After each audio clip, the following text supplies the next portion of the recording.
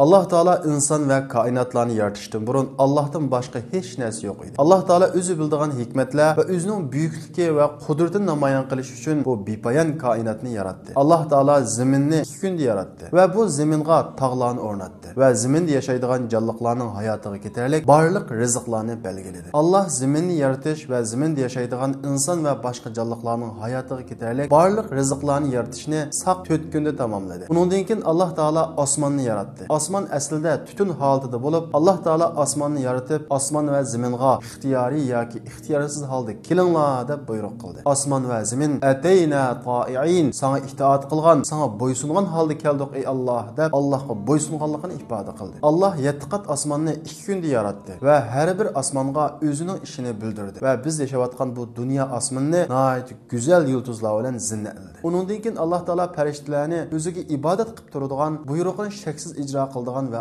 osilik qilmaydigan xususiyat bilan nuridan yaratdi. Undan keyin Alloh taolo jinlarni o'tdan yaratdi. Ular insonlarga o'xshash, ularning ichida yaxshilarimi bor, ham yomonlari, nacharlarimi bor. Undan keyin Alloh taolo insonlarni yaratib, zaminga egidarchilik qildirganligini farishtalarga aytdi. Farishtalar hayron qolib, "Alloh, sen yana shu qon to'kadigan, o'zaro urushadigan, buzuqchilik qiladigan mushundaq jonliqlarni yaratamsa, biz seni madhiyalab, seni poklab, davomli ibodat qilib turamiz" deydi. Alloh taolo "Inni a'lamu ma la ta'lamun." Men sizlar bilmaydigan narsalarni bilaman. Ya'ni bu ishda sizlar bilmaydigan, men biladigan nurg'unlagan foyda va hikmatlar bor dedi. Chunki Alloh taolo Odam otamizni yaratishdan 2000 yil burun jinlarni yaratgan bo'lib, jinlar o'zaro urushib qon to'kishgan edi. Farishtalar buni ko'rgan bo'lg'achqa, Alloh taolo bu qatim yaratmoqchi bo'lgan maxluqmi ana shu jinlarga o'xshash o'zaro urushib qon to'kadigan jonliq bo'lishi mumkin deb farz qilishgan edi. Lekin Alloh taolo "Inni a'lamu ma la ta'lamun." Men sizlar bilmaydigan narsani bilaman. Ya'ni bu insondan iborat bu maxluqni yaratishda nurg'unlagan hikmatning borligini sizlar bilmaysizlar,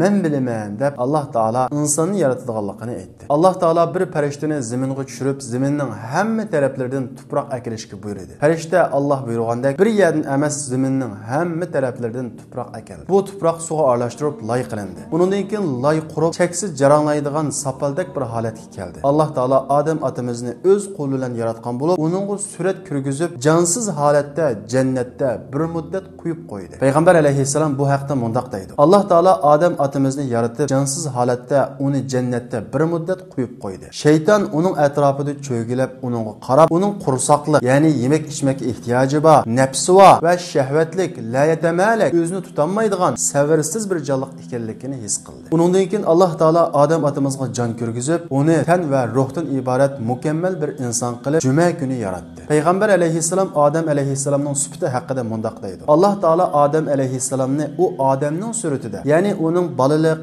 yoshlik va qiyliq davri bo'lmagan bir xil holatda yaratdi. Yana bir izohat bo'yicha aytgan vaqtimizda Alloh taolo Odamni Alloh so'zlagandek so'zlaydigan, ammo u so'zlishi Allohga o'xshamaydi. Ya'ni uning so'zlishi cheklik va Alloh angлагандek anglaydigan, ammo uning anglashi Allohning anglashiga o'xshash cheksiz emas, cheklik. Alloh ko'rgandek ko'ralaydigan, ammo uning ko'rishi Allohning ko'rishiga o'xshash cheksiz emas, to'solga uchraydigan cheklik shaklda yaratdi. Odam otamizning egizligi 60 gaz, ya'ni hozirgi metr hisobi bo'yicha hisoblaganda taxminan 27 metr egizlik bilan yaratdi. Alloh taolo Odam otamizga jon kirgizgan vaqtida uning badani harakatga keldi. Ko'zini ochqidak bo'lsa, farishtalarning o'ziga sajda qilganligini ko'rdi. Ammo birisining uningga sajda qilmay yiroqda turganligini ko'rdi. U bo'lsa-mu iblis shayton edi. Alloh taolo iblisdan nimishqa sajda qilmaydiganligini so'rab mundaq dedi. "Ey iblis, men o'z qo'lim bilan yaratgan bu maxluqqa sajda qilishdan seni nima to'sdi?" Iblis aytdi: "Men uningdan yaxshi. Sen meni o'tdan yaratding, uni loydan yaratding." Demak, iblis o'zining afzalligini, ustunligini yaratilish moddasida deb qarab cho'ngchilik qilib sajda qilishdan bosh tortdi. Mana bu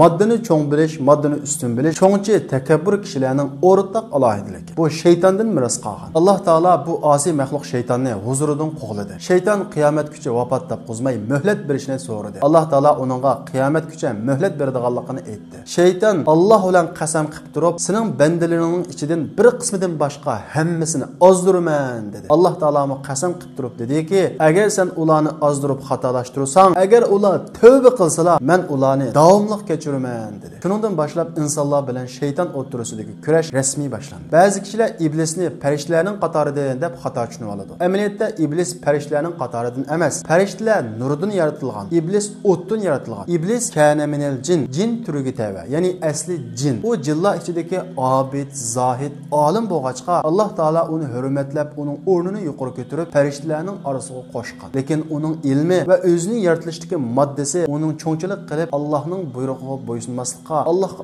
osiylik qilishga sabab bo'ldi. Alloh taolo insonlarning tunjisi bo'lgan Odam otamizni yaratgandan keyin uningga koinotdagi narsalarning hammasining ismini bildirdi. Undan keyin buni farishtalardan so'radi. Farishtalar javob bermadi. Undan keyin Odamdan so'radi, Odam javob berdi. Mana bu yerda Odam shaylarning ismini bilganlik bilan farishtalardan bir daraja ustun bo'ldi. Alloh taolo Odam otamizga farishtalarni sajda qilg'izib bo'lgandan keyin uni jannatga o'rinlashtirdi. Odam otamiz jannatda bir muddat turgandan keyin yolg'izlik his qilishga boshladi. Alloh taolo Odam otamizga ulfat erish uchun bir hamroh yaratishni iroda qildi. Bir qatim Odam otamiz uxlab uyg'ongan vaqtida qashida bir ayolni ko'rdi. U Havo onamiz edi. Hadislarda Havo onamizning qanday yaratilganligi haqida Odam alayhissalomga ulfat va hamroh bo'lishi uchun Alloh taolo Havo onamizni Odam alayhissalomning yuragiga yaqin so'l qo'g'usidan elib yaratilganligi bayon qilindi. Demak, Havo onamiz Odam alayhissalomning bir qismi. Shuning uchun bizning dinimizda er ayol barobar emas, balki er ayol asli bir. Shuning uchun er kishi qanchalik bayasha turmush yassun, ayolsiz bir narsa kamdek, bir narsa yo'qdek his qiladi. Ayolning o'xshashlar qanchalik bayasha turmush yassun, yolg'iz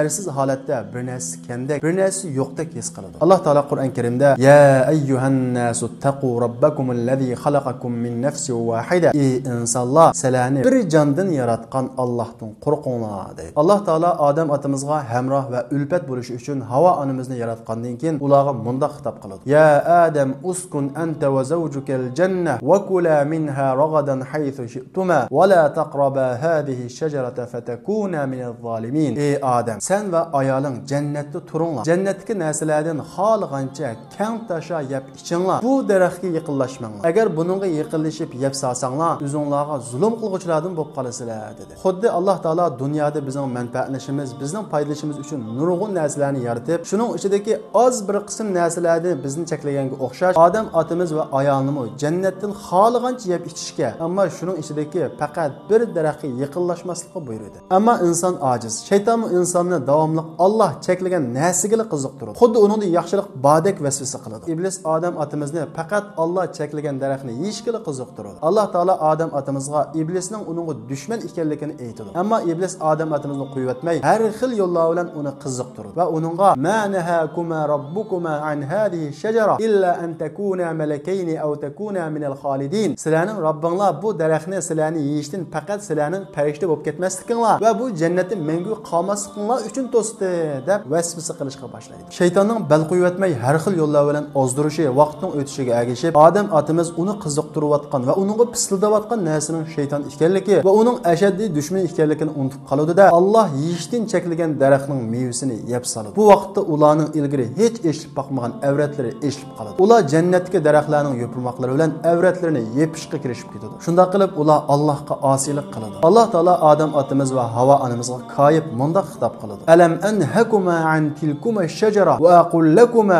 inna ash-shaytona lakuma aduwwun mubin. Men sizlarga bu daraxtning mevasini yeyishni mani qilmaganmidim? Men sizlarga shaytonni dushman demaganmidim deb qoyidi. Odam otamiz va Havo onamiz Allohning bu qoyishini anglagandan keyin darhol Allohga tavba qilib va istig'for aytib mundaq deydi. Robbana zalamna anfusana va illam taghfir lana va tarhamna lanakunanna minal khosirin. Ey Robbim, biz sana osiylik qilish orqali o'zimizga zulm qildik. Agar sen bizni kechirmasang, bizni mag'firat qilmasang, bizga rahim qilmasang, biz chuqum ziyon tatqushlardan bo'lib qolamiz dedi. Alloh taolo ularning tavbasini qabul qilib, gunohini kechirim qiladi. Undan keyin Alloh taolo Odam otamiz va Havo onamizni ular uchun yaratgan zaminga egadorchilik qilish uchun ularni zaminga tushirdi. Ba'zi kishilar Odam otamiz jannatda Alloh cheklagan daraxtning mevasini yeganligi uchun Alloh uni jazolab zaminga tushirib etilgan. Agar Odam otamiz xatolashmagan bo'lsa, biz mu jannatda yashagan bo'lardik deb xato tushunadi. Masala undaq emas. Alloh taolo Odam otamizni yaratishdan ilgari zaminni yaratgan vaqtida bu zaminga insonning egadorchilik qilganligini, insonning o'rinbosar bo'lganligini farishtalarga aytish orqali Alloh burun insonni zaminga tushirganligini iroda qilib qo'ygan. Shundaqla Alloh taolo Odam otamizning cheklagan daraxtning mevasini yeyishdan iborat bu xatoligini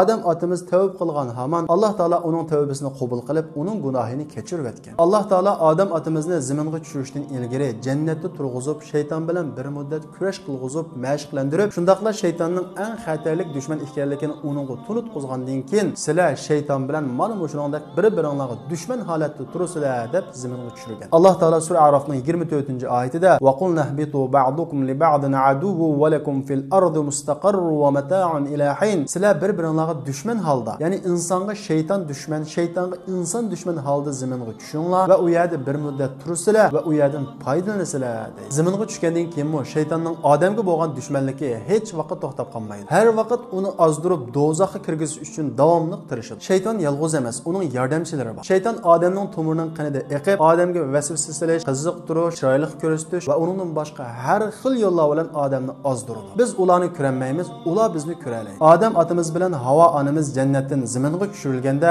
Odam otamizning Safa tog'iga, Havo onamizning Marva tog'iga tushganligi, shundaqla bu ikkisining Arafat maydonida uchrashganligi, ya'ni tunishganligi ba'zi kitoblarda naql qilinadi. Arafatning Arafa, ya'ni tunishish, uchish degan ma'ni ifodalaydigan so'zning atilishining sababi mushu deb ba'zi kitoblarda so'zlanadi. Odam otamiz va Havo onamiz zaminga tushib urunlashgandan keyin normal turmushini boshlaydi. Havo onamiz nihoyat nurg'un qatim qursoq ko'tarib tug'di. Har qatim qo'shkezak, bir o'g'il, bir qiz tug'di. Imom Tabari Havo onamizning 120 qatim qursoq ko'tarib tuqqanligini naql qiladi. Hokim naql qilgan hadisda Odam alayhissalomning 960 yil umr ko'rganligi naql qilinadi. Imom Ibn Kasir Odam alayhissalom bu 960 yil umrida bola, nervi, chavri bo'lib, 400 ming atrofida farzand yuzi ko'rganligini naql qiladi. Alloh taolo dastlabida insonlarni ko'paytirish uchun Odam alayhissalomning bolalarini qo'shkezikidan boshqa qarindoshlari bilan to'y qilishdan cheklamagan. Ammo qo'shkeziki, ya'ni bir qo'saqda birga tug'ilgan qo'shkezik bilan to'y qilishdan cheklagan. Odam alayhissalomning nurg'ulg'an farzandi bo'lib, bularning ichida bizning ibrat va savoq ilishga tegishli ikki farzandining voqealigi Qur'on Karimda tilga olinadi. Bu bo'lsa-mu Qobil va Hobil. Qobilning niyati buzuq bo'lib, u dunyodagi yomon kishilarga tamsil qilinadi. Hobilning niyati durust, shundaqla Allohdan qo'rqadigan taqvodor bo'lib, u dunyodagi yaxshi kishilarga tamsil qilinadi. Odam otamiz bu ikki o'g'lini Alloh yo'lida qurbonlik qilishga buyurdi. Har ikkalisi qurbonlik qiladi. Lekin Alloh taolo Qobilning niyati durust bo'lmaganligi va taqvodor bo'lmaganligi uchun, shundaqla arzimas narsani Alloh yo'lida qurbonlik qilganligi uchun uning qurbonligini qabul qilmaydi. Qobilning niyati durust, taqvodor, shundaqla eng qimmatli narsani Alloh yo'lida qurbonlik qilganligi uchun uning qurbonligini qabul qiladi. Buni bilgan Qobilning hasti qo'zg'alib, qarindishi Hobilni o'ldirib o'tmoqchi bo'ladi. Hobil Qobilga tushuntirib, "Innama taqabbalullohu minal muttaqin." Alloh taqvodorlarning qurbonligini qabul qiladi deydi. Shundaqla, "Navoda sen meni o'ldirmoqchi bo'lib, menga qo'l uzatsangmi, men seni o'ldirish uchun sen qo'l uzatmayman. Men Allohdan qo'rqaman." dedi. Ammo Qobilni shayton mag'lub qilib, uning qarindishi Hobilni o'ldirishni chiroyli ko'rsatdi. Oxiri Qobil bir kun uxlayotgan vaqtida tosh bilan uning beshiga urib, uni o'ldirib o'tadi. Bu zamin yuzidagi tunji jinoyat hisoblanadi. Qobil qarindishini o'ldirib bo'lgandan keyin pushaymon his qiladi. U vaqt qadar hech qanday bir odam o'lib boqmag'achqa, Qobil qarindishining jasadini qandoq betaraf qilishni bilolmay qoladi. Alloh taolo Qobilga qarindishining jasadini betaraf qilishni o'rgatish uchun bir qog'ini avatdi. Qog'a tutudi ko'lab, tumushqida cho'qib bir yani ko'lab, uningga jasadini qandoq betaraf qilishni ko'rsatdi. U qog'ining qilg'ini bo'yicha qarindishi Hobilning jasadini betaraf qiladi. Shundaqla men qog'achilik bo'lolmadimmi deydi-da, o'zining qilg'iniga pushaymon qilishga boshlaydi. Shuningdan boshlab dunyoda insonlar orasida qon to'kish boshlanadi. Odam alayhissalom vafot tepishdan ilgari insonlarga Allohni tunishdan iborat bu vazifani bolalar ichidan Shis alayhissalomga topshirib 960 yoshida olamdan o'tadi. Havo onamizning Odam alayhissalomdan 1 yil keyin vafot topganligi ba'zi kitoblarda naql qilinadi. Bu qissaning Qur'on Karimda bir qancha o'rinda tilg'ilinishi albatta bizning ibrat va savoq olishimiz uchundir. Undaqda bu qissada biz oldigan qandaq ibrat, qandaq savoqlar bor? Birinchisi, Allohning hech qachon foydasiz, hikmatsiz ish qilmaydiganligi. Allohning qilgan ishlarida biz insonlar emas, farishtalarni bilmaydigan nurg'un hikmatlarning borligi. Shunga Allohning urunlashtirishiga, Allohning taqdiriga o'zing bilasan ey Alloh deb o'zimizni Allohga topshirishning kerakligini ko'ra olamiz. Ikkinchisi, ilmning, bir narsani bilganlikning insonni sharafli, hurmatli qilganligi. Masalan, Odam alayhissalomni farishtalardan hurmatli, sharafli qilgan narsaning birisining bo'ldi. Odam alayhissalomning narsalarning ismini bilganligi bo'ldi. Uchinchisi, cho'ngchilik va takabburlikning halokatga boshlaydiganligi. Allohning huzuridagi hurmatli bir maxluq bo'lgan iblisni Allohning rahmatidan quvonishga sabab bo'lgan narsaning bo'ldi. Albatta, cho'ngchilik va haqovurlik bo'ldi. To'rtinchisi, xatolishi, unutish, gunoh o'tkazish insonning tabiiy ekanligi. Lekin tavba qilsa Allohning uni kechiradiganligi. Masalan, Odam alayhissalom Allohning buyrug'iga xiloflik qilib, Alloh cheklagan daraxtning mevasini yeb Allohga osiylik qildi. Shaytonmi Alloh sajda qilishga buyursa sajda qilmay Allohning buyrug'iga xiloflik qildi. Ikkilisi gunoh o'tkazdi, lekin birisi tavba qildi, Allohning kechirimiga erishdi. Birisi tavba qilmadi, cho'ngchilik qildi, Allohning g'azabiga yo'liqdi, Allohning rahmatidan bog'landi. Demak, eng xatarligi tavba qilmaslik, qiyniga yanmaslik, chekinmaslik. 5-si bir er uchun garchi u er jannatda bo'lsa-mu, uning bilan ulfat elish, hamroh bo'lish uchun bir ayolning nihoyat zur ekanligi. Shundaqla erining ayol bilan to'liq qildiganligi, mukammal bo'lganligini ko'rib olamiz. Chunki bir bo'lak olimlar Havo onamiz Odam alayhissalom jannatga kirgizilgandan keyin Odam alayhissalom yolg'izlik his qilgan vaqtida uningdan keyin yaratilgan deb qaraydi. 6-si hasadning eng ig'ir jinoyatlarga elib boradiganligini ko'rib olamiz. Masalan, Qobilning qarindoshi Hobilni o'ldirishga sabab bo'lgan asosli ish uningdagi hasad. 7-si ilm, irfon, hikmat nada bo'lsa, kimda bo'lsa o'rganish kerakligi. Masalan, Qobil qarindoshi Hobilning jasadini betaraf qilishni kimdan o'rgandi? Bir qog'idan o'rgandi. Payg'ambar alayhissalom deganda hikmat, ilm, ma'rifat bir mu'minning yuturib qo'ygan narsa. Uni nada ko'z aso'g'in deydi. 8-si amal, ibodat va boshqa hamma ishlarimizning taqvodorlik ustiga qurilgan bo'lishi, shundaqla niyatimizning durust bo'lishini ko'rib olamiz. Masalan, Qobilning qurbonligining qabul qilinmay, Hobilning qurbonligining qabul qilinishiga sabab bo'lgan narsa nima? U Hobildagi taqvodorlik, niyatining durust bo'lganligi. 9-si dunyoning kurash maydoni ekanligi. Shayton bizning oxirat qadar, ya'ni qiyomat qadar bo'lgan ko'rinmas dushmanimiz ekanligi. 10-si bizning asli ona yurtimiz, ona vatanimiz jannat ekanligi. Bizning bu dunyoga ma'lum vaqtlik imtihon va kurash uchun kelganligimizni ko'rib olamiz.